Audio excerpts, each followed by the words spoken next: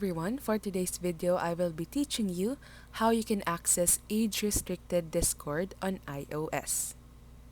So first step, you can open your Discord application on your phone, and here when you check your settings or your profile, you'll see that there's no option to turn on or to access age-restricted Discord. But there's one way for you to do so. So what you have to do is open a web browser on your phone. It can be Google Chrome, Safari, or whatever you have available.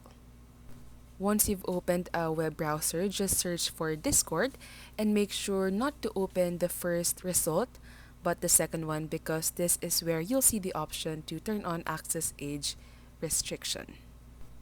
Once you've opened this, just press the three lines at the top left corner of your screen, then press the tiny settings button and go to privacy and safety. Once you scroll down, you'll instantly see the option to allow access to age-restricted servers on iOS. So just turn on the button and you'll know that this is turned on if the button is color green. And that's how easy it is to access age-restricted Discord on iOS. If this video helped you, as always, don't forget to press like and subscribe.